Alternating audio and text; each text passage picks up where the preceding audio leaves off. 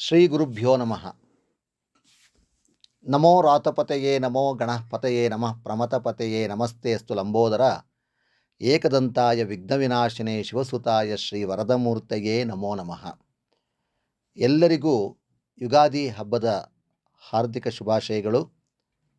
ಯುಗ ಯುಗಾದಿ ಕಳೆದರೂ ಯುಗಾದಿ ಮರಳಿ ಬರುತ್ತಿದೆ ಎನ್ನುವ ಕವಿವಾಣಿಯಂತೆ ಪ್ರತಿ ವರ್ಷ ನೂತನ ಸಂವತ್ಸರದ ಆರಂಭ ನಮಗೆಲ್ಲ ನಾಳೆಯಿಂದ ಪ್ರಾರಂಭವಾಗ್ತಾ ಇದೆ.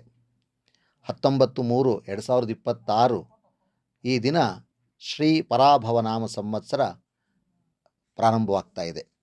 ಗೆಳೆಯರೇ, ಯುಗಾದಿ ಅಂದರೆ ಯುಗದ ಆದಿ. ನಾವೆಲ್ಲರೂ ಕೂಡ ಹೊಸ ವರ್ಷವನ್ನು ನಾವು ಚಾಂದ್ರಮಾನ ರೀತಿಯಲ್ಲಿ ಆಚರಣೆ ಮಾಡ್ತಿದ್ದೀವಿ. ಏನು ಚಾಂದ್ರಮಾನ ಅಂದರೆ ಚಂದ್ರನ ಚಲನೆಯನ್ನು ಅನುಗುಣವಾಗಿ ಇಟ್ಟುಕೊಂಡು ಆಚರಿಸ್ತಕ್ಕಂಥ ಹಬ್ಬವನ್ನು ಚಾಂದ್ರಮಾನ ಅಂತ ಕರಿತೀವಿ. ಅದೇ ರೀತಿ ಸೌರಮಾನ ಅಂತ ಇನ್ನೊಂದಿದೆ. ಸೂರ್ಯನ ಗತಿಯನ್ನು ಅಂದರೆ ಸೂರ್ಯ ಚಲಿಸ್ತಕ್ಕಂಥ ಗತಿಯನ್ನು ತೆಗೆದುಕೊಂಡು ಆಚರಣೆ ಮಾಡ್ತಕ್ಕಂಥದ್ದು. ಈ ಎರಡೂ ಪದ್ಧತಿಗಳು ಕೂಡ ಕರ್ನಾಟಕ ರಾಜ್ಯದಲ್ಲಿ ಆಚರಣೆಯಲ್ಲಿದೆ. ಸಾಮಾನ್ಯವಾಗಿ ನಾವೆಲ್ಲರೂ ಕೂಡ ಬಹಳಷ್ಟು ಜನ ಚಾಂದ್ರಮಾನ ರೀತಿಯಲ್ಲಿ ಆಚರಣೆ ಮಾಡ್ತೀವಿ. ಕರ್ನಾಟಕ, ಆಂಧ್ರ ಪ್ರದೇಶ, ತೆಲಂಗಾಣ, ಒರಿಸ್ಸಾ, ಮಹಾರಾಷ್ಟ್ರ ಈ ರಾಜ್ಯಗಳಲ್ಲಿ ಚಾಂದ್ರಮಾನ ರೀತಿಯಲ್ಲಿ ನಾವು ಯುಗಾದಿ ಹಬ್ಬವನ್ನು ಆಚರಣೆ ಮಾಡಿದ್ರೆ, ಭಾರತ ದೇಶದ ಇತರ ಕಡೆಗಳಲ್ಲಿ ಅದರೊಳಗೂ ಮುಖ್ಯವಾಗಿ ತಮಿಳುನಾಡು ಈ ಕಡೆ ಎಲ್ಲ ಸೌರಮಾನ ರೀತಿಯಲ್ಲಿ ಆಚರಣೆಯನ್ನು ಮಾಡ್ತಾರೆ. ಚಾಂದ್ರಮಾನ ರೀತಿಯಲ್ಲಿ ಅಂದರೆ ಚಂದ್ರ ಪ್ರತಿ 15 ದಿನಗಳಿಗೆ ಸಂಪೂರ್ಣವಾಗಿ ಬೆಳೀತಾನೆ ಮತ್ತು 15 ದಿನಗಳಲ್ಲಿ ಸಂಪೂರ್ಣವಾಗಿ ತನ್ನ ಕಳೆಯನ್ನು ಅಂದರೆ ತನ್ನ ಕಾಂತಿಯನ್ನು ಕಳ್ಕೊಳ್ತಾನೆ. ಈ ಚಂದ್ರ ವೃದ್ಧಿ ಆಗ್ತಕ್ಕಂಥದ್ದು, ಅವನು ಬಿಳುಪೇರ್ತಾ ಹೋಗ್ತಕ್ಕಂಥದ್ದನ್ನು ಶುಕ್ಲ ಪಕ್ಷ ಅಂತ ಕರಿತೀವಿ. ಚಂದ್ರನು ಕ್ಷೀಣಿಸ್ತಕ್ಕಂಥದ್ದು, ಕೃಷ್ಣ ಅಂದರೆ ಕಪ್ಪು ಅಂತ, ಕ್ಷೀಣಿಸುವುದನ್ನು ಕೃಷ್ಣ ಪಕ್ಷ ಅಂತ ಕರಿತೀವಿ. ಅಂದರೆ ಒಂದು ತಿಂಗಳಿಗೆ 2 ಪಕ್ಷಗಳು, ಒಂದು ಪಕ್ಷ ಶುಕ್ಲ, ಇನ್ನೊಂದು ಕೃಷ್ಣ ಪಕ್ಷ ಅಂತೇಳಿ ಕರಿತೀವಿ. ಪ್ರತಿ ಒಂದು 15 ದಿನಕ್ಕೂ ಕೂಡ 15 ತಿಥಿಗಳು ಇರ್ತಕ್ಕಂಥದ್ದು. ಪಾಡ್ಯ, ಬಿದಿಗೆ, ತದಿಗೆ, ಚೌತಿ, ಪಂಚಮಿ, ಷಷ್ಠಿ, ಸಪ್ತಮಿ, ಅಷ್ಟಮಿ, ನವಮಿ, ದಶಮಿ, ಏಕಾದಶಿ, ದ್ವಾದಶಿ, ತ್ರಯೋದಶಿ, ಚತುರ್ದಶಿ, ಹುಣ್ಣಿಮೆ. ಅದೇ ರೀತಿಯಲ್ಲಿ ಚತುರ್ದಶಿ ಹುಣ್ಣಿಮೆ ಆದಮೇಲೆ ಮತ್ತೆ ಪಾಡ್ಯದಿಂದ ಚತುರ್ದಶಿ ತನಕ ಬರ್ತದೆ, ಅಮಾವಾಸ್ಯೆ ಅಂತ ಕರಿತೀವಿ. ಹೀಗೆ 12 ತಿಂಗಳು ಚೈತ್ರದಿಂದ ಪ್ರಾರಂಭವಾಗಿ ಫಾಲ್ಗುಣ ಮಾಸದ ತನಕ ನಾವು 12 ತಿಂಗಳು ಹೇಳ್ತೀವಿ. ಫಾಲ್ಗುಣ ಮಾಸದ ಅಮಾವಾಸ್ಯೆ ಇವತ್ತು ಅಲ್ವಾ, ಇದು ಮುಗಿದ ಮೇಲೆ ಮತ್ತೆ ಚೈತ್ರ ಮಾಸ ಪ್ರಾರಂಭವಾಗುವುದನ್ನು ನಾವು ಹೊಸ ವರ್ಷ ಅಂಥೇಳಿ ಕರಿತೀವಿ. ಈ ಹೊಸ ವರ್ಷದಲ್ಲಿ ನಮಗೆ ಬಹಳ ಮುಖ್ಯವಾಗಿ ನಾವು ಆಚರಣೆಯನ್ನು ಹೇಗೆ ಮಾಡಬೇಕು ಅನ್ನೋದನ್ನು ಹಿಂದಿನವರು ನಮಗೆ ತುಂಬ ಸ್ಪಷ್ಟವಾಗಿ ಹೇಳಿಕೊಟ್ಟಿದ್ದಾರೆ. ಅಂದರೆ ನಮ್ಮ ಹಿರಿಯರು. ಯಾವತ್ತು ಚಾಂದ್ರಮಾನ ರೀತಿಯಲ್ಲಿ ಯುಗಾದಿ ಪ್ರಾರಂಭವಾಗ್ತದೋ ಆ ದಿನ ಬೆಳಿಗ್ಗೆ ಎದ್ದ ತಕ್ಷಣವೇ ನಾವೆಲ್ಲರೂ ದೇವರನ್ನು ಉಷಾಕಾಲದಲ್ಲಿ ಅಂದರೆ ಸೂರ್ಯೋದಯಕ್ಕೆ ಮುಂಚೆ ಬ್ರಾಹ್ಮಿ ಮುಹೂರ್ತದಲ್ಲಿ ನಾವೆಲ್ಲರೂ ಪರಮಾತ್ಮನ ಸ್ವರೂಪ ಸ್ಮರಣೆಯನ್ನು ಮಾಡ್ತಾ, ಅವನನ್ನು ಧ್ಯಾನ ಮಾಡ್ತಾ, ನಮ್ಮ ಕುಲದೇವರನ್ನು ನಾವು ಧ್ಯಾನ ಮಾಡುತ್ತಾ ಎದ್ದು ನಿತ್ಯ ಕರ್ಮಗಳನ್ನು ಆಚರಿಸಬೇಕು. ಬಹಳ ಮುಖ್ಯವಾಗಿ ಕನ್ನಡಿಯನ್ನು ನೋಡೋದ್ರಿಂದ ಬಹಳ ಒಳ್ಳೆಯದಾಗ್ತದೆ ಅಂಥೇಳಿ ಒಂದು ಶುಭ ಇದೆ. ದೇವರ ಒಂದು ಫೋಟೋ ನೋಡ್ತಕ್ಕಂಥದ್ದು ಅಥವಾ ಹಸು ಕರುವನ್ನು ನೋಡ್ತಕ್ಕಂಥದ್ದು, ಹೀಗೆ ಹಸಿರಾದ ಮರವನ್ನು ನೋಡ್ತಕ್ಕಂಥದ್ದು, ಹೀಗೆ ಯಾವುದಾದ್ರೂ ದೇವರನ್ನು ಸ್ಮರಣೆ ಮಾಡ್ತಾ ನಮ್ಮ ಇಷ್ಟ ದೇವರನ್ನು ಸ್ಮರಣೆ ಮಾಡ್ತಾ ಎದ್ದು ನಿತ್ಯ ಕರ್ಮಗಳನ್ನು ಮುಗಿಸಿ ದೇವರ ಮನೆಯ ಮುಖ್ಯ ದ್ವಾರಗಳನ್ನು ರಂಗವಲ್ಲಿ ಮತ್ತು ತೋರಣಾದಿಗಳಿಂದ ಸಿಂಗರಿಸಬೇಕು. ನಾವು ಮಾವಿನ ಆ ಎಲೆಯನ್ನು ತಂದು ತೋರಣ ಕಟ್ಟಿ, ಬೇವಿನ ಆ ಒಂದು ಹೂವಿರ್ತಕ್ಕಂಥ ಬೇವಿನ ಸೊಪ್ಪನ್ನು ಕೂಡ ತಂದು ಸಿಂಗಾರ ಮಾಡಿ ಮನೆ ಮುಂದೆ ರಂಗೋಲಿಯನ್ನು ಹಾಕ್ತಕ್ಕಂಥದ್ದು. ಇದು ವಿಶೇಷವಾಗಿ ಹಬ್ಬದ ಸಡಗರವನ್ನು ಸೂಚಿಸ್ತಕ್ಕಂಥದ್ದು. ಆನಂತರ ಅಭ್ಯಂಜನ ಸ್ನಾನವನ್ನು ಮಾಡ್ತಕ್ಕಂಥದ್ದು, ಎಣ್ಣೆ ನೀರು ಹಾಕ್ಕೊಳ್ತಕ್ಕಂಥದ್ದು. ತದನಂತರದಲ್ಲಿ ನಮ್ಮ ನಿತ್ಯ ಕರ್ಮ ಸಂಧ್ಯಾವಂದನೆಗಳನ್ನು, ದೇವತಾ ಪೂಜೆಯನ್ನು ಆಚರಿಸಬೇಕು. ಹಾಗಾಗಿ ಹೊಸ ಉಡುಪನ್ನು ಧರಿಸಿ ಸಕಲ ಪೂಜಾ ಸಲಕರಣೆಗಳನ್ನು ನಾವು ಸಿದ್ಧ ಮಾಡಿಕೊಂಡು, ಅಂದರೆ ಅರಿಶಿನ, ಕುಂಕುಮ, ಊದಿನ ಕಡ್ಡಿ, ಅಕ್ಷತೆ, ಬಿಡಿ ಹೂವು, ಕಟ್ಟಿದ ಹೂವು, ಹಣ್ಣುಗಳು, ಎಲೆ, ಅಡಿಕೆ, ಹೀಗೆ ನೈವೇದ್ಯಕ್ಕೆ ಬೇಕಾಗಿರತಕ್ಕಂಥ ವಸ್ತುಗಳೆಲ್ಲ ಸಿದ್ಧ ಮಾಡಿಕೊಂಡು ಪೂಜಾ ಮಂದಿರದಲ್ಲಿ ಮಹಾಗಣಪತಿಯನ್ನು ಮೊದಲು ಪೂಜೆಯನ್ನು ಮಾಡಿ ತದನಂತರದಲ್ಲಿ ಕುಲದೇವತಾ ಅರ್ಚನೆಯನ್ನು ಮಾಡಬೇಕು. ನಮ್ಮ ಕುಲದೇವರು. ಕೆಲವರಿಗೆ ವೆಂಕಟರಮಣ ಸ್ವಾಮಿ ಕುಲದೇವರಾಗಿರ್ತಾನೆ, ಕೆಲವರು ನರಸಿಂಹಸ್ವಾಮಿ ಕುಲದೇವರಾಗಿರ್ತಾರೆ, ಕೆಲವರಿಗೆ ಶ್ರೀರಾಮಚಂದ್ರ ಕುಲದೇವರಾಗಿರ್ತಾರೆ, ಆಂಜನೇಯ ಸ್ವಾಮಿ ಕುಲದೇವರಾಗಿರ್ತಾರೆ, ಸುಬ್ರಹ್ಮಣ್ಯೇಶ್ವರ ಸ್ವಾಮಿ ಕುಲದೇವರಾಗಿರ್ತಾರೆ. ಹೀಗೆ ನಮ್ಮ ಹಿಂದಿನವರು ಯಾವ ದೇವರನ್ನು ಪೂಜೆ ಮಾಡ್ಕೊಂಬರ್ತಿದ್ದೀವೋ ಆ ದೇವರನ್ನು ಪೂಜಿಸಿ ತದನಂತರದಲ್ಲಿ ನಾವು ನವಗ್ರಹಗಳನ್ನು ಧ್ಯಾನ ಮಾಡಿ ಎಲ್ಲ ಜನರ ಜೊತೆಗೆ ಅಂದರೆ ಸನ್ಮಿತ್ರರ ಜೊತೆಗೂಡಿ ನಮ್ಮ ಇಷ್ಟ ಬಾಂಧವರ ಜೊತೆಗೂಡಿ ಎಲ್ಲ ಸುಜನರುಗಳಿಂದ ಕೂಡಿರ್ತಕ್ಕಂಥ ಸಭೆಯಲ್ಲಿ ದೈವಜ್ಞರು ಪಠಣ ಮಾಡತಕ್ಕಂಥ ಪಂಚಾಂಗವನ್ನು ಶ್ರವಣ ಮಾಡಬೇಕು. ಸಂಜೆ ಹೊತ್ತು ಊರಿನಲ್ಲಿ ಕೆಲವು ಕಡೆ ಸಂಜೆ ಹೊತ್ತು ವಿಶೇಷವಾಗಿ ಈ ರೀತಿ ಅವರು ಜನನೆಲ್ಲ ಸೇರಿಸಿ ಒಬ್ಬ ದೈವಜ್ಞರನ್ನು ಕರ್ಕೊಂಡು ಬಂದು ಅವರು ಆ ಪಂಚಾಂಗಕ್ಕೆ ಪೂಜೆಯನ್ನು ಮಾಡಿ ಅವರು ಈ ಒಂದು ಪಂಚಾಂಗ ಶ್ರವಣವನ್ನು ಮಾಡ್ತಾರೆ. ಆ ಪಂಚಾಂಗ ಶ್ರವಣವನ್ನು ಮಾಡೋದ್ರಿಂದ ನಮಗೇನು ಉಪಯೋಗ, ಯಾಕೆ ಅದನ್ನು ಕೇಳಬೇಕು ಅಂತ ಒಂದು ಪ್ರಶ್ನೆ ಬರ್ತದೆ. ಪಂಚಾಂಗ, ಪಂಚ ಅಂಗ, 5 ಅಂಗಗಳು ಅಂತ ಕರೀತಕ್ಕಂಥದ್ದು. ಯಾವುದು 5 ಅಂಗಗಳು ಅಂದರೆ ಬಹಳ ಮುಖ್ಯವಾಗಿ ತಿಥಿ, ವಾರ, ನಕ್ಷತ್ರ, ಕರ್ಣ, ಯೋಗ ಮತ್ತು ಕರ್ಣ. ಇದು 5.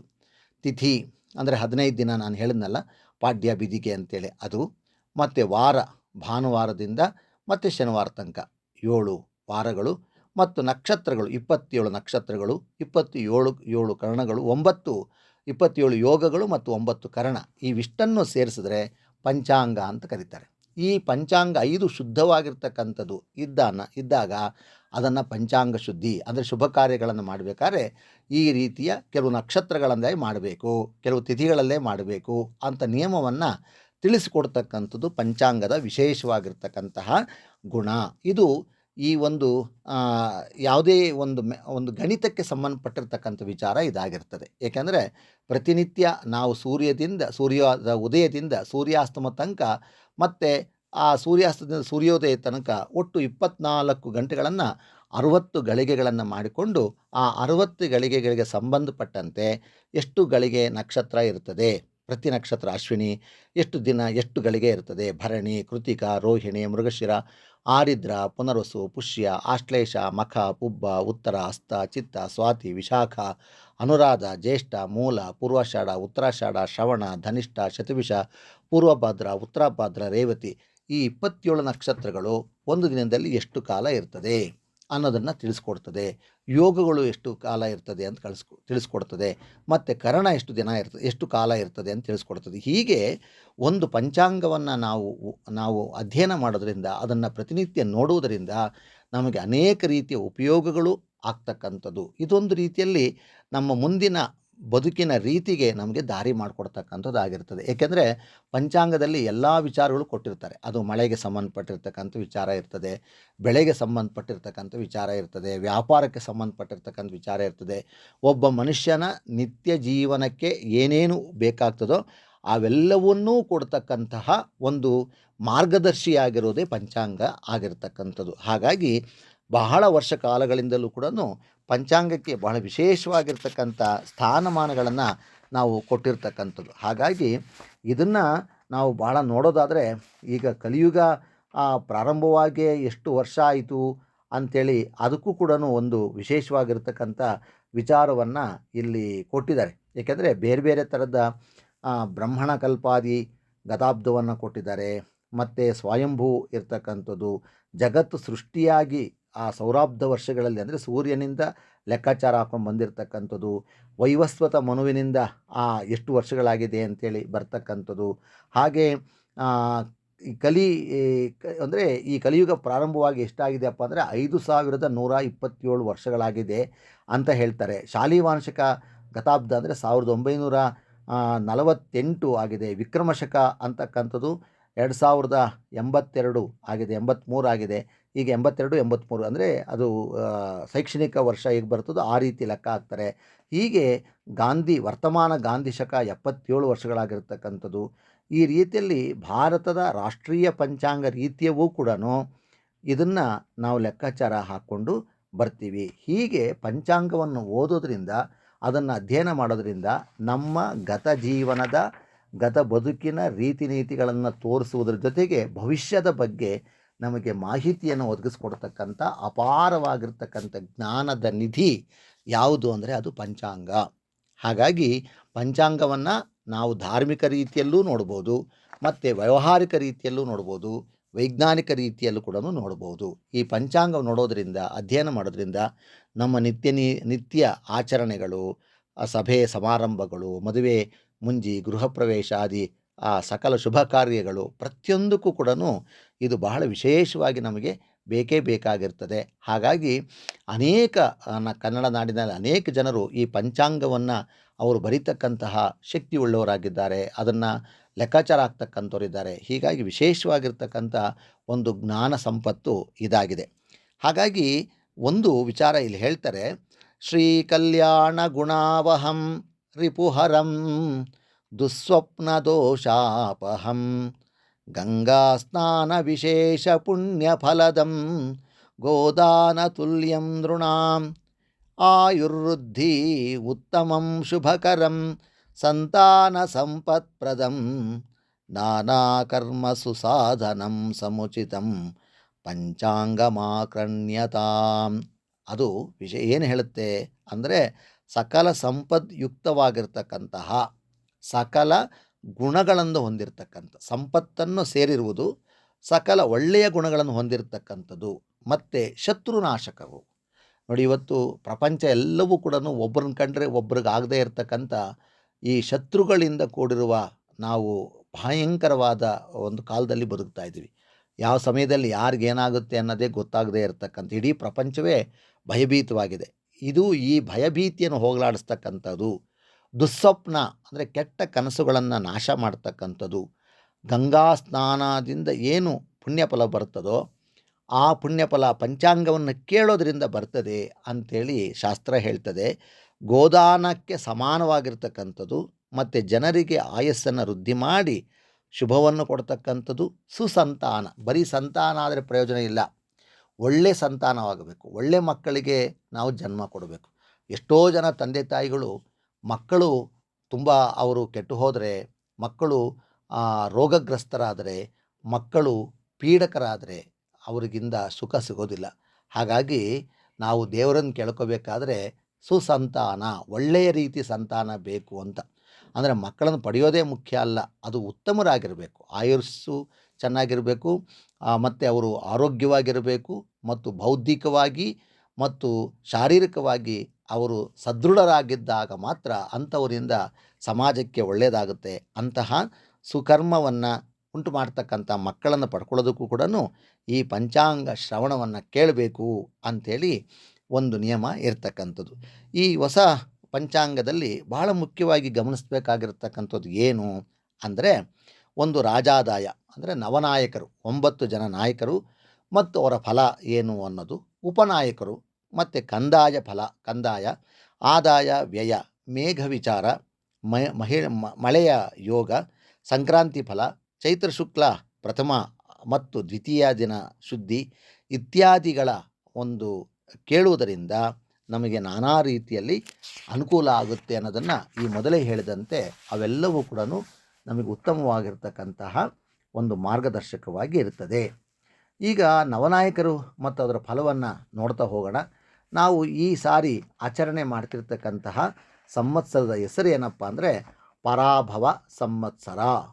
ಪರಾಭವ ಅಂದರೆ ಪರಾಭವ ಸಂವತ್ಸರದಲ್ಲಿ ರಾಜರುಗಳು ಪರಾಭವವನ್ನು ಹೊಂದುತ್ತಾರೆ. ನವಣೆ ಮೊದಲಾದ ಧಾನ್ಯಗಳು ಚೆನ್ನಾಗಿ ಫಲಿಸುತ್ತವೆ, ಒಳ್ಳೆಯ ಮಳೆಯಾಗ್ತದೆ. ಅಂದರೆ ಸಿರಿಧಾನ್ಯಗಳಿಗೆ ಬಹಳ ವಿಶೇಷವಾಗಿರ್ತಕ್ಕಂತಹ ಒಂದು ಫಲ ಅಂತಕ್ಕಂಥದ್ದು ಇದೆ. ಅದು ಒಂದು ಬಹಳ ಮುಖ್ಯವಾಗಿ ಗಮನಿಸಬೇಕಾಗಿರ್ತಕ್ಕಂಥ ವಿಚಾರ. ಇನ್ನು ಎರಡನೇದಾಗಿ ರಾಜಾದಾಯ. ನವನಾಯಕರು ಯಾರ್ಯಾರು? 9 ಜನ. ಅದರೊಳಗೆ ರಾಜ ಈ ಸಾರಿ ಗುರು ಆಗಿದ್ದಾನೆ. ಏಕೆಂದರೆ ಗುರುವಾರ ನಾವು ಯುಗಾದಿ ಹಬ್ಬವನ್ನು ಆಚರಣೆ ಮಾಡ್ತಿರೋದ್ರಿಂದಾಗಿ ಗುರು ರಾಜನಾಗಿದ್ದಾನೆ. ನವನಾಯಕ ಅಂದರೆ ನವಗ್ರಹಗಳಲ್ಲಿ ಗುರು ರಾಜನಾಗಿದ್ದಾನೆ. ಮಂತ್ರಿ ಕುಜ ಆಗಿದ್ದಾನೆ. ಸೇನಾಧಿಪತಿ ಚಂದ್ರನಾಗಿದ್ದಾನೆ. ಸಸ್ಯಾಧಿಪತಿ ಶುಕ್ರನಾಗಿದ್ದಾನೆ. ಧಾನ್ಯಾಧಿಪತಿ ಬುಧ ಆಗಿದ್ದಾನೆ. ಅರ್ಘಾಧಿಪ ಚಂದ್ರನಾಗಿದ್ದಾನೆ. ಮೇಘಾಧಿಪ ಚಂದ್ರನಾಗಿದ್ದಾನೆ. ರಸಾಧಿಪ ಗುರುವಾಗಿದ್ದಾನೆ. ನಿರಸಾಧಿಪ ಗುರುವಾಗಿದ್ದಾನೆ. ಪಶುನಾಯಕ ಕೃಷ್ಣನಾಗಿದ್ದಾನೆ. ಹಾಗಾಗಿ ಈ ಸಾರಿ ಒಳ್ಳೆಯ ರೀತಿಯ ಒಂದು ಬೆಳೆಯನ್ನು ನಾವು ನಿರೀಕ್ಷೆ ಮಾಡ್ಬೋದು ಅಂಥೇಳಿ ಗೊತ್ತಾಗ್ತದೆ. ಗುರು ರಾಜನಾಗಿರೋದರಿಂದಾಗಿ ದ್ವಿಜರು ಸತ್ಕರ್ಮವನ್ನು ಮಾಡುತ್ತಾರೆ. ತಮ್ಮ ಕುಲಧರ್ಮಗಳ ಅನುಷ್ಠಾನವನ್ನು ಮಾಡುವುದಾಗಿ ಒಳ್ಳೆಯ ನಡತೆ ಉಳ್ಳವರಾಗಿಯೂ ಇರುತ್ತಾರೆ. ರಾಜರುಗಳು ನ್ಯಾಯದಿಂದ ರಾಜ್ಯ ಪರಿಪಾಲನೆ ಮಾಡ್ತಾರೆ. ಪ್ರಜೆಗಳು ಆರೋಗ್ಯದಿಂದಿರುತ್ತಾರೆ. ಒಳ್ಳೆಯ ಮಳೆಯಾಗಿ ಧಾನ್ಯಗಳು ಅದು ಚೆನ್ನಾಗಿ ಆಗ್ತದೆ. ಕುಜ ಮಂತ್ರಿಯಾಗಿರೋದ್ರಿಂದಾಗಿ ಸ್ವಲ್ಪ ಬೆಂಕಿಯ ಆರ್ಭಟ ಜಾಸ್ತಿ ಇರ್ತದೆ. ಜಲ ಉಪದ್ರವ ಅಂದರೆ ಅತಿವೃಷ್ಟಿ ಆಗ್ಬೋದು, ಕೆಲವು ಸಂದರ್ಭದಲ್ಲಿ ಅನಾವೃಷ್ಟಿ ಕೂಡ ಆಗ್ಬೋದು. ಸುಂಟ್ರ ಗಾಳಿ ಬಡತ ಜಾಸ್ತಿ ಇರ್ತದೆ. ಕೆಲವು ಸಂದರ್ಭದಲ್ಲಿ ಈ ರೀತಿಯ ಪ್ರಾಕೃತಿಕ ವೈಪರೀತ್ಯದಿಂದ ರೋಗ ಉಂಟಾಗ್ತಕ್ಕಂಥ ಸಾಧ್ಯತೆಗಳು ಕೂಡ ಇರ್ತದೆ. ಮತ್ತು ಚಂದ್ರನು ಸೇನಾಧಿಪತಿಯಾಗಿರೋದ್ರಿಂದ ಮೋಡಗಳು ಚೆನ್ನಾಗಿ ಒಂದು ಮಳೆ ಸುರಿಸ್ತವೆ. ಧಾನ್ಯಗಳಿಗೆ ಬೆಲೆ ಕಡಿಮೆ ಆಗ್ತದೆ. ಜನ ಸುಖಿಗಳಾಗಿರುತ್ತಾರೆ. ಗೋವುಗಳು ಹೆಚ್ಚಾಗಿ ಹಾಲನ್ನು ಕೊಡ್ತದೆ. ಮತ್ತು ಶುಕ್ರನು ಸಸ್ಯಾಧಿಪತಿಯಾಗಿರೋದ್ರಿಂದಾಗಿ ಕುಷ್ಕಿ, ತರಿ ಮತ್ತು ಬಾಗಾಯಿತು ಫಸಲುಗಳು ಚೆನ್ನಾಗಿ ಆಗ್ತದೆ. ನೀರಾವರಿ ಮತ್ತು ದಿನ್ನೆ ಬೆಳೆಗಳು ಚೆನ್ನಾಗಿ ಆಗ್ತದೆ. ಬೂದು ಮಣ್ಣಿನ ಭೂಮಿಯಲ್ಲಿ ವಿಶೇಷವಾಗಿರ್ತಕ್ಕಂತಹ ಒಂದು ಬೆಳೆ ನಮಗೆ ಸಿಗ್ತದೆ. ಬುಧನು ಧಾನ್ಯಾಧಿಪತಿ ಆಗಿರೋದ್ರಿಂದಾಗಿ ಮಳೆ ಬೆಳೆಗಳು ಸ್ವಲ್ಪ ಏರುಪೇರಾಗೋ ಚಾನ್ಸಸ್ ಇರ್ತದೆ. ಅಂದರೆ ಸರಿಯಾದ ಸಮಯದಲ್ಲಿ ಕೆಲವು ಮಳೆಗಳು ಕೈ ಕೊಡತಕ್ಕಂಥ ಸಾಧ್ಯತೆಗಳು ಕೂಡ ಇರ್ತದೆ. ಒಂದು ಭಯ ಉಂಟಾಗ್ತದೆ. ಒಂದು ವ್ಯಾಪಾರದಲ್ಲಿ ಏರುಪೇರಾಗ್ತಕ್ಕಂಥ ಸಾಧ್ಯತೆಗಳು ಇರ್ತದೆ. ಚಂದ್ರನು ಅರ್ಘಾಧಿಪತಿಯಾಗಿರೋದ್ರಿಂದಾಗಿ ಈ ಹಣ್ಣು ಮತ್ತು ಕೆಲವು ಧಾನ್ಯಗಳು ಪದಾರ್ಥಗಳು ಸಸ್ಯವೃದ್ಧಿ ಉಂಟಾಗ್ತದೆ. ಪದಾರ್ಥಗಳಿಗೆ ಕೂಡ ಉತ್ತಮವಾಗಿರ್ತಕ್ಕಂಥ ಆ ಒಂದು ಸೌಕರ್ಯ ಸಿಗ್ತದೆ, ಅಂದರೆ ಸಿಗುತ್ತೆ ನಮಗೆ ಅಂತ. ಚಂದ್ರನು ಮೇಘಾಧಿಪತಿಯಾಗಿರೋದ್ರಿಂದಾಗಿ ದೇಶದಲ್ಲಿ ಸುವೃಷ್ಟಿ ಉಂಟಾಗ್ತದೆ. ಧಾನ್ಯಗಳು ಚೆನ್ನಾಗಿ ಫಲಿಸ್ತವೆ. ಗೋವುಗಳು ಹೆಚ್ಚಾಗಿ ಹಾಲನ್ನು ಕೊಡ್ತದೆ. ರವಿಯು ರಸಾಧಿಪತಿಯಾಗಿರೋದ್ರಿಂದಾಗಿ ಶ್ರೀಗಂಧ, ಕುಂಕುಮ, ಗುಗ್ಗುಳ, ಎಣ್ಣೆ, ಎಳ್ಳು, ಹರಳು ಮೊದಲಾದ ರಸವಸ್ತುಗಳು ವಿಶೇಷವಾಗಿ ದೊರಕುವುದರಿಂದ ಅವುಗಳ ಬೆಲೆ ಕೂಡ ಕಡಿಮೆ ಆಗ್ತದೆ. ಗುರುವು ನೀರಸಾಧಿಪತಿಯಾಗೋದ್ರಿಂದಾಗಿ ಹಳದಿ ಬಣ್ಣದ ಪದಾರ್ಥಗಳಿಗೂ ವಸ್ತ್ರಗಳಿಗೂ ಬೆಲೆ ಕಡಿಮೆ ಆಗ್ತದೆ. ಕೃಷ್ಣನು ಪಶುನಾಯಕನಾಗಿರೋದ್ರಿಂದಾಗಿ ಪಶುಗಳಿಗೆ ವೃದ್ಧಿಯಾಗ್ತದೆ, ಸುಭಿಕ್ಷ ಉಂಟಾಗ್ತದೆ, ಹೇರಳವಾಗಿರ್ತಕ್ಕಂತಹ ಒಂದು ಮೇವು ಲಭಿಸುತ್ತದೆ.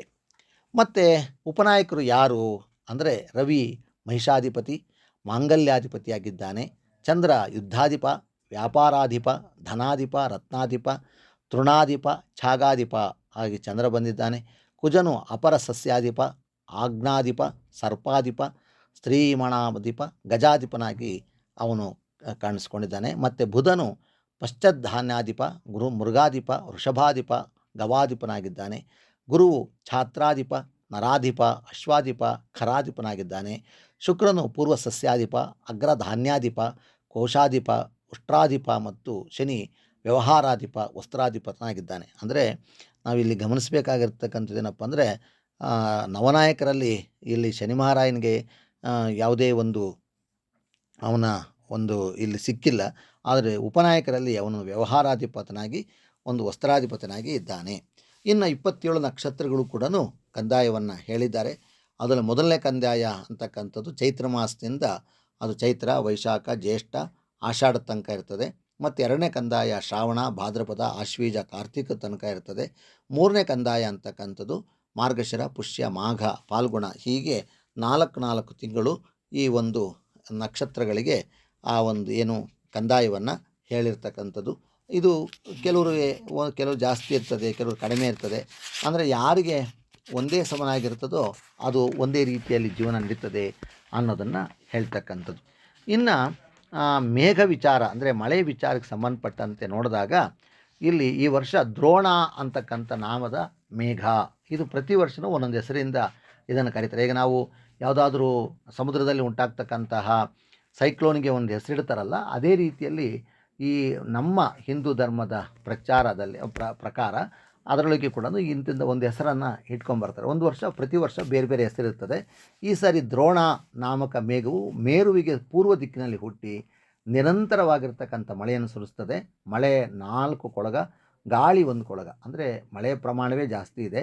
ಕೊಳಗವು 60 ಗಾವದ ವಿಸ್ತೀರ್ಣವುಳ್ಳದ್ದಾಗಿಯೂ 100 ಗಾತ್ರದ ಎತ್ತರವುಳ್ಳದ್ದಾಗಿ ಇರುತ್ತದೆ. ಮಳೆಯು ಒಟ್ಟು 20 ಭಾಗಗಳ 10 ಭಾಗ ಸಮುದ್ರದಲ್ಲಿ ಸುರಿಯುತ್ತದೆ, 6 ಭಾಗ ಪರ್ವತದಲ್ಲಿ ಸುರಿಯುತ್ತದೆ, ಉಳಿದ 4 ಭಾಗ ಭೂಮಿಯ ಮೇಲಾಗ್ತದೆ. ಹಾಗಾಗಿ ಪ್ರವಾಹಗಳು ಅದು ಹೆಚ್ಚಾಗ್ತಕ್ಕಂಥ ಸಾಧ್ಯತೆಗಳು ಕೂಡ ಇದೆ. ಇನ್ನು ಆದಾಯ ವ್ಯಯಗಳನ್ನು ನೋಡೋದಾದರೆ ಮೇಷ ಮತ್ತು ವೃಶ್ಚಿಕ ರಾಶಿಯವರಿಗೆ ನಮಗೆ 11 ಆದಾಯ, ವ್ಯಯ 5, ಆರೋಗ್ಯ 0, ಅನಾರೋಗ್ಯ 4, ರಾಜಪೂಜಾ 4, ರಾಜಕೋಪ 2, ಸುಖ 6, ದುಃಖ 3. ವೃಷಭ ಮತ್ತು ತುಲಾ ರಾಶಿಯವರಿಗೆ ಆದಾಯ 5, ವ್ಯಯ 14, ಆರೋಗ್ಯ 4, ಅನಾರೋಗ್ಯ 5, ರಾಜಪೂಜಾ 3, ರಾಜಕೋಪ 5, ಸುಖ 6, ದುಃಖ 3. ಮಿಥುನ ಮತ್ತು ಕನ್ಯಾ ರಾಶಿಯವರಿಗೆ 8 ಆದಾಯ, 11 ವ್ಯಯ. ಸ್ವಲ್ಪ ವೃಷಭ ಮತ್ತು ತುಲಾ ರಾಶಿಯವರಿಗೂ ಆದಾಯ ಕಡಿಮೆ, ಖರ್ಚು ಜಾಸ್ತಿ ಆಯಿತು. ಮಿಥುನ ಮತ್ತು ಕನ್ಯಾ ರಾಶಿಯವರು ಕೂಡ ಅದೇನಾಯಿತು, ಆದಾಯ ಕಡಿಮೆ, ಖರ್ಚು ಜಾಸ್ತಿ ಆಗ್ತದೆ. ಆರೋಗ್ಯ 6, ಅನಾರೋಗ್ಯ 6, ರಾಜಪೂಜಾ 0, ರಾಜಕೋಪ 5, ಸುಖ 6, ದುಃಖ 3. ಕರ್ಕಾಟಕ ರಾಶಿಯವರಿಗೆ ಚೆನ್ನಾಗಿದೆ. ಅವ್ರಿಗೆ ಆದಾಯ 8 ಇದ್ದರೆ ವ್ಯಯ 2 ಇರ್ತದೆ. ಆರೋಗ್ಯ 3, ಅನಾರೋಗ್ಯ 2, ರಾಜಪೂಜಾ 1, ರಾಜಕೋಪ 2, ಸುಖ 6, ದುಃಖ 3. ಸಿಂಹರಾಶಿಯವರಿಗೆ ಸಮಸಮವಾಗಿ ಬಂದಿದೆ. 5 ಆದಾಯ, 5 ವ್ಯಯವಾಗ್ತಕ್ಕಂಥದ್ದು. ಆರೋಗ್ಯ 1, ಅನಾರೋಗ್ಯ 1, 4 ರಾಜಪೂಜಾ, 2 ರಾಜಕೋಪ, ಸುಖ 6, ದುಃಖ 3. ಧನಸ್ಸು ಮತ್ತು ಮೀನರಾಶಿಯವರಿಗೆ 14 ಆದಾಯವಾದರೆ ವ್ಯಯ 11. ಆರೋಗ್ಯ 5, ಅನಾರೋಗ್ಯ 2, ರಾಜಪೂಜಾ 3, ರಾಜಕೋಪ 5, ಸುಖ 6, ದುಃಖ 3. ಮಕರ ಮತ್ತು ಕುಂಭರಾಶಿಯವರಿಗೆ ತುಂಬ ಕಡಿಮೆ ಆದಾಯ, 2 ಆದಾಯ, ವ್ಯಯ 8, ಆರೋಗ್ಯ 6, ಅನಾರೋಗ್ಯ 4, ರಾಜಪೂಜಾ 4, ರಾಜಕೋಪ 2, ಸುಖ 6, ದುಃಖ 3. ಹೀಗೆ ಈ ಒಂದು ಆದಾಯ ಮತ್ತು ವ್ಯಯ ಅಂತಕ್ಕಂಥದ್ದು ಇದೆ. ಇನ್ನು ಈ ಮೇಷ ಸಂಕ್ರಾಂತಿ ಒಂದು ಸಂಬಂಧಪಟ್ಟಂತೆ ನಾವು ನೋಡೋದಾದರೆ, ಚೈತ್ರ ಕೃಷ್ಣ ಮೇಷ ಸಂಕ್ರಾಂತಿ, ಮಕರ ಸಂಕ್ರಾಂತಿ ಅಲ್ಲ. ಮೇಷರಾಶಿಗೆ ರವಿಯು ಪ್ರವೇಶ ಮಾಡ್ತಕ್ಕಂತಹ ಆ ಸಂದರ್ಭವನ್ನು ನಾವು ಮೇಷ ಸಂಕ್ರಾಂತಿ ಅಂತೇಳಿ ಕರಿತೀವಿ. ಅಂದರೆ ಏಪ್ರಿಲ್ 14ನೇ ತಾರೀಕು ಈ ರೀತಿ ಪ್ರವೇಶ ಆಗ್ತಕ್ಕಂಥದ್ದು ಆಗಿರ್ತದೆ. ಈ ದಿನ ಚೈತ್ರ ಕೃಷ್ಣ ದ್ವಾದಶಿ ಮಂಗಳವಾರ, ಹಗಲು ರವಿಯು ನಿರಯಣ ಮೇಷರಾಶಿಯನ್ನು ಪ್ರವೇಶ ಮಾಡೋದರಿಂದಾಗಿ ಪದಾರ್ಥಗಳಿಗೆ ಬೆಲೆ ಕಡಿಮೆ ಆಗ್ತದೆ. ಯುದ್ಧದ ಭಯ ಅಂತಕ್ಕಂಥದ್ದು ಇನ್ನೂ ಇರುತ್ತೆ. ಮತ್ತು ಆರಿದ್ರ ನಕ್ಷತ್ರ ಪ್ರವೇಶ ಆಗ್ತಕ್ಕಂಥದ್ದು ನೋಡಿದಾಗ ಜ್ಯೇಷ್ಠ ಶುಕ್ಲ ಅಷ್ಟಮಿ ಸೋಮವಾರ ದಿನ ರಾತ್ರಿ ರವಿಯು ಆರಿದ್ರ ನಕ್ಷತ್ರ ಪ್ರವೇಶಿಸುವುದರಿಂದ ಸಸ್ಯವೃದ್ಧಿ, ಕ್ಷೇಮ ಮತ್ತು ಸುಭಿಕ್ಷಾ ಅಂತಕ್ಕಂಥದ್ದು ಉಂಟಾಗ್ತದೆ. ಹಾಗಾಗಿ ಇದು ಕೂಡ ಒಂದು ಬಹಳ ಮುಖ್ಯ. ಮತ್ತು ಬಹಳ ಮುಖ್ಯವಾಗಿ ಇನ್ನೊಂದೇನಪ್ಪ ಅಂದರೆ 22/6/2026ರಿಂದ 3 ದಿನ ಕಾಲ ಭೂಮಿಯಲ್ಲಿ ಬಿತ್ತನೆ ಮಾಡಬಾರದು ಅನ್ನೋ ವಿಚಾರವನ್ನು ಪಂಚಾಂಗ ನಮಗೆ ತಿಳಿಸ್ಕೊಡ್ತದೆ. ಹಾಗಾಗಿ ಈ ವರ್ಷ ಚೈತ್ರ ಶುಕ್ಲ ಪ್ರಥಮ ಮಂಗಳವಾರ ಬಂದಿರೋದ್ರಿಂದಾಗಿ ಸ್ವಲ್ಪ ಜನರಿಗೆ ಆರೋಗ್ಯ ವ್ಯತ್ಯಾಸ ಆಗ್ತದೆ. ರಾಜ್ಯಗಳಲ್ಲಿ ಪರಸ್ಪರ ಕೋಪ, ಅಸೂಯೆ, ಯುದ್ಧ ಭೀತಿ ಮತ್ತು ಅಗ್ನಿಬಾಧೆ ಉಂಟಾಗ್ತಕ್ಕಂಥ ಸಾಧ್ಯತೆಗಳು ಜಾಸ್ತಿ ಇದೆ. ಆಷಾಢ ಮಾಸದಲ್ಲಿ ಶುಕ್ಲ ಪಕ್ಷ ನವಮಿ ತಿಥಿಯಂದು ಸ್ವಾತಿ ನಕ್ಷತ್ರವಾಗಿರೋದ್ರಿಂದಾಗಿ ಅತಿಯಾಗಿ ಗಾಳಿ ಬೀಸೋದ್ರಿಂದ ಆವಾಗಲೂ ಕೂಡ ಬಿತ್ತನೆ ಮಾಡೋದಕ್ಕೆ ಅಷ್ಟು ಉಪಯೋಗವಲ್ಲ ಅಂತ ಹೇಳ್ತಾರೆ. ಆದರೆ ಆಷಾಢ ಕೃಷ್ಣ ದಶಮಿ ತಿಥಿಯು ರೋಹಿಣಿ ನಕ್ಷತ್ರವಾಗಿರೋದ್ರಿಂದಾಗಿ ಎಲ್ಲ ಸಸ್ಯಗಳು ಸಮೃದ್ಧಿಯಾಗಿ ಹೊಂದಿರ್ತದೆ. ಈ ವಿಚಾರಗಳನ್ನು ನೀವು ಸ್ಥಳೀಯವಾಗಿರ್ತಕ್ಕಂಥ ಪಂಚಾಂಗವನ್ನು ತಿಳಿದಿರ್ತಕ್ಕಂಥವ್ರ ಹತ್ರ ಅವನ್ನು ಹೇಳಿಸ್ಕೊಳ್ಳೋದ್ರಿಂದಾಗಿ ಬಹಳ ಒಳ್ಳೆಯ ರೀತಿಯಲ್ಲಿ ನೀವು ಒಂದು ಮಾಹಿತಿಯನ್ನು ಪಡ್ಕೊಳ್ಳೋದಕ್ಕೆ ಸಾಧ್ಯ ಆಗ್ತಕ್ಕಂಥದ್ದು. ಇನ್ನು ಮುಖ್ಯವಾಗಿ ಏನಪ್ಪ ಅಂದರೆ, ಸಂಕ್ರಾಂತಿ ಪುರುಷನ ಫಲ 14/1/2027 ಅವತ್ತು ನಡೀತಕ್ಕಂಥದ್ದು ಸಂಕ್ರಾಂತಿ ಫಲದ ಬಗ್ಗೆ ನಾವು ಗಮನ ಹರಿಸೋದಾದರೆ, ರಾಜರುಗಳು ಆ ಒಂದು ಗಮನ ಹಳ್ಳಿ ಕಡೆ ಕೂಡ ಇವತ್ತು ಕೇಳ್ತಾರೆ, ಏನಿದೆ, ಯಾವ ಹೆಸರಿಂದ ಬಂದಿಯಾನೆ ಸಂಕ್ರಾಂತಿ ಪುರುಷ ಅಂತ. ಆ ಸಂಕ್ರಾಂತಿ ಹಬ್ಬ ತುಂಬ ದೂರ ಇದೆ. ಆದರೂ ಕೂಡ ಒಂದು ವಿಚಾರವನ್ನು ಗಮನಿಸೋದಾದರೆ, ಸಂಕ್ರಾಂತಿ ಪುರುಷನ ಹೆಸರು ಮಂದ ಅಂಥೇಳಿ. ಅದರಿಂದ ಈ ವಾರಫಲ ಸಸ್ಯವೃದ್ಧಿ ಆಗ್ತದೆ. ಧಾನ್ಯ ಅದು ಭತ್ತ, ಪಕ್ಷ ಫಲ ಸುಭಿಕ್ಷವಾಗಿರ್ತದೆ. ಕಾಲಫಲ ಪಶು ಸೌಖ್ಯವಾಗಿರ್ತದೆ. ಆದರೆ ನಟರಿಗೆ ಮತ್ತು ದ್ವಿಜರಿಗೆ ತೊಂದರೆ ಆಗ್ತಕ್ಕಂಥದ್ದು. ಲಗ್ನ ಫಲ ಪಶ್ಚಿಮ ದಿಗ್ದೃಷ್ಟಿ, ವಾಯುವ್ಯ ದಿಗ್ಗಮನ ಆಗಿದೆ. ಹಾಗಾಗಿ ಆ ದಿಕ್ಕಿನಲ್ಲಿರ್ತಕ್ಕಂಥವರಿಗೆ ಪೀಡೆ. ನಮ್ಮ ದೇಶದ ವಾಯುವ್ಯ ದಿಕ್ಕಿನಲ್ಲಿರ್ತಕ್ಕಂಥವ್ರಿಗೆ ಅಷ್ಟು ಚೆನ್ನಾಗಿರೋದಿಲ್ಲ. ತಿಥಿ ಫಲ ಸುಭಿಕ್ಷವಾಗಿದೆ. ನಕ್ಷತ್ರ ಫಲ ಸುಲೋಚನ, ದೃಷ್ಟಿ ಫಲ ಬೆಲೆ ಹೆಚ್ಚಾಗ್ತಕ್ಕಂಥದ್ದು. ಹಾಗಾಗಿ ಭರಣ್ಯಾದಿ 6ನೇ ಮಂಡಲ ಫಲ ಕ್ಷೇಮ, ಸುಭಿಕ್ಷ, ಯೋಗ ಇರ್ತಕ್ಕಂಥದ್ದು. ಮತ್ತು ಕರ್ಣಫಲ ಲೋಲಚೇಷ್ಟೆ. ಕೃಷ್ಣವೇಣಿ ನದಿಯಲ್ಲಿ ಸ್ನಾನ ಕೃಷ್ಣಾ ನದಿಯಲ್ಲಿ ಸ್ನಾನ ಆಗಿದೆ. ಕಪ್ಪು ಬಟ್ಟೆ ಆಚ್ಛಾದನ, ಗೋರೋಜನ ಲೇಪನ, ಕಡಲೆ ಅಕ್ಷತೆ, ಕನ್ನೈದೆಲೆ ಪುಷ್ಪ, ವಿದ್ರುಮ ಭೂಷಣ, ಬೆಳ್ಳಿ ಆಭರಣ, ಚಿನ್ನದ ಪಾತ್ರೆಯಲ್ಲಿ ಶಾಖಾನ್ನ ಆಹಾರ, ಎಮ್ಮೆ ವಾಹನ, ಒಂಟೆ ಉಪವಾಹನ, ಫಲ ವ್ಯಾಧಿ ಭಯ, ವಜ್ರಾಯುಧ ಕಂಬಳಿ ಬಹಿರಂಬರ, ಮಲಗಿರೋ ಅವಸ್ಥೆಯಲ್ಲಿದ್ದಾನೆ, ಫಲ ವ್ಯಾಧಿ ವಾಯು ದಿಗ್ಗಮನ ಮತ್ತು ವೈಶ್ಯರಿಗೆ ತೊಂದರೆ ಆಗ್ತಕ್ಕಂಥದ್ದು. ಇದು ತಾಳೆಹಣ್ಣು, ಆತ ಬ್ರಾಹ್ಮಣ ಜಾತಿಯಲ್ಲಿರ್ತಕ್ಕಂಥ ಸಂಕ್ರಾಂತಿ ಪುರುಷ ತಾಳೆಹಣ್ಣು, ವಯಸ್ಸಿನಲ್ಲಿ ತೀವ್ರಗ ಅಂದರೆ ಹಿಡಿದಿರ್ತಕ್ಕಂಥ ವೇಲುಗರಿಯ ಛತ್ರಿಯನ್ನು ಹೊಂದಿರ್ತಾನೆ. ಹೀಗಾಗಿ ಒಟ್ಟಾಗಿ ಈ ಸಂಕ್ರಾಂತಿ ಫಲ ಜೊತೆಗೆ ವರ್ಷದ ಫಲವನ್ನು ನೋಡೋದಾದರೆ ರಾಜರುಗಳು ನ್ಯಾಯಯುತವಾಗಿ ರಾಜ್ಯಪಾಲನೆ ಮಾಡ್ತಾರೆ, ಜನರು ಸತ್ಕರ್ಮ ಆಸಕ್ತರಾಗಿರ್ತಾರೆ, ಮೋಡಗಳು ಚೆನ್ನಾಗಿ ಮಳೆ ಸುರಿಸುತ್ತೆ, ಮಳೆ ಬೆಳೆಗಳು ಚೆನ್ನಾಗಾಗ್ತದೆ, ಖುಷ್ಕಿ ತರಿ ಭಾಗಾಯಿತು ಫಸಲು ಉತ್ತಮವಾಗಿರ್ತದೆ, ಅಗ್ನಿಭಯ ಜಲ ಉಪದ್ರವವೂ ಕೂಡ ಕಂಡುಬರ್ತದೆ, ಶ್ರೀಗಂಧ ಕುಂಕುಮ ಎಣ್ಣೆ ಎಳ್ಳು ಹರಳು ಮುಂತಾದ ಮೊದಲ ರಸಪದಾರ್ಥಗಳು ಸಾಕಷ್ಟು ದೊರಕೋದ್ರಿಂದ ಅವುಗಳ ಬೆಲೆ ಕಡಿಮೆ ಆಗ್ತದೆ, ವಸ್ತುಗಳ ಬೆಲೆ ಕೂಡ ಕಡಿಮೆ ಆಗ್ತದೆ, ಗೋವುಗಳು ಹೇರಳವಾಗಿ ಅವುಗೆ ಮೇವು ದೊರಕಿ ಹೆಚ್ಚಾದ ಹಾಲನ್ನು ಕೊಡ್ತದೆ ಅನ್ನೋದನ್ನು ಒಟ್ಟು ಸಾರವನ್ನು ತಿಳ್ಕೊಬೋದು. ಮತ್ತು ಈ ವರ್ಷದ ಸಂಭವಿಸ್ತಕ್ಕಂಥ ಗ್ರಹಣಗಳು ಯಾವುದೂ ಕೂಡ ನಮ್ಮ ದೇಶಕ್ಕೆ ಕಾಣಿಸೋದಿಲ್ಲ. ಒಟ್ಟಾಗಿ ಆಗಸ್ಟ್ ತಿಂಗಳಲ್ಲಿ 12/8/2026 ಅವತ್ತು ಬುಧವಾರ ಆಷಾಢ ಕೃಷ್ಣ ಅಮಾವಾಸ್ಯೆ ಸಂಭವಿಸ್ತಕ್ಕಂಥ ಸೂರ್ಯಗ್ರಹಣ ಭಾರತ ದೇಶಕ್ಕೆ ಕಾಣಿಸುವುದಿಲ್ಲ, ಆದ್ದರಿಂದ ಆಚರಣೆ ಇಲ್ಲ. 28/8/2026 ಶುಕ್ರವಾರ ಶ್ರಾವಣ ಶುಕ್ಲ ಪೂರ್ಣಿಮಾ ಸಂಭವಿಸ್ತಕ್ಕಂಥ ಪಾರ್ಶ್ವ ಚಂದ್ರಗ್ರಹಣ ಭಾರತ ದೇಶಕ್ಕೆ ಕಾಣಿಸೋದಿಲ್ಲ, ಹಾಗಾಗಿ ಅದರ ಆಚರಣೆ ಕೂಡ ಇಲ್ಲ. 6/2/2027 ಶನಿವಾರ ಪುಷ್ಯಮಾಸ ಕೃಷ್ಣ ಪಕ್ಷ ಅಮಾವಾಸ್ಯೆ ಸಂಭವಿಸ್ತಕ್ಕಂಥ ಸೂರ್ಯಗ್ರಹಣ ಅದೂ ಕೂಡ ಭಾರತ ದೇಶಕ್ಕೆ ಕಾಣಿಸೋದಿಲ್ಲ, ಹಾಗಾಗಿ ಗ್ರಹಣ ಆಚರಣೆ ಇಲ್ಲ. 20/2/2027 ಶನಿವಾರ ಮಾಘ ಶುಕ್ಲ ಪೌರ್ಣಿಮಾ ಸಂಭವಿಸ್ತಕ್ಕಂಥ ಬಚ್ಛಾಯ ಚಂದ್ರಗ್ರಹಣ ಅದೂ ಕೂಡ ನಮಗೆ ಕಾಣಿಸುವುದಿಲ್ಲ. ಹೀಗಾಗಿ ಇದು ಗ್ರಹಣ ಆಚರಣೆ ಅಂತಕ್ಕಂಥದ್ದು ಈ ವರ್ಷ ನಮ್ಮ ದೇಶದಲ್ಲಿ ಯಾವುದೂ ಇರೋದಿಲ್ಲ. ಇನ್ನು ಗುರು ಮತ್ತು ಶನಿ ಇಬ್ಬರು ಕೂಡ ಯಾವ್ಯಾವುದ ರಾಶಿಗಳಲ್ಲಿ ಸಂಚಾರ ಮಾಡ್ತಾರೆ ಅನ್ನೋದು ಕೂಡ ಬಹಳ ಮುಖ್ಯ. ಯಾಕಂದರೆ ಭಾಳಷ್ಟು ಜನ ಶನಿಬಲ ಇದೆಯಾ ಗುರುಬಲ ಇದೆಯಾ ಅಂತ ಕೇಳ್ತಿರ್ತಾರೆ. ಇಲ್ಲಿ ನೋಡಿದಾಗ ವರ್ಷದಿಂದ ಅಂದರೆ ನಾಳೆ ಪರಾಭವ ಸಂವತ್ಸರ ಪ್ರಾರಂಭವಾಗೋದ್ರಿಂದಾಗಿ 1/6 ಜೂನ್ 1ನೇ ತಾರೀಕು ತನಕ ಗುರು ಮಿಥುನ ರಾಶಿಯಲ್ಲಿರ್ತಾನೆ. ಆಮೇಲೆ 1/6/2026ರಿಂದ 30/31/10/2026 ಕಟಕ ರಾಶಿಯಲ್ಲಿ ಆತ ಗುರು ಗ್ರಹ ಇರ್ತದೆ. ತದನಂತರದಲ್ಲಿ 31/10/2026ರಿಂದ 24/1/2027 ತನಕ ಸಿಂಹರಾಶಿಗೆ ಹೋಗ್ತಾನೆ. ಮತ್ತು ಅಲ್ಲಿಂದ ವಾಪಸ್ಸು ಆತ 24/1/2027ರಿಂದ ವಾಪಸ್ ಬಂದು ಈ ಮುಂದಿನ ವರ್ಷದ ಕೊನೆ ತನಕ ಕಟಕ ರಾಶಿಯಲ್ಲೇ ಈ ಒಂದು ಗುರು ಇರ್ತಾನೆ.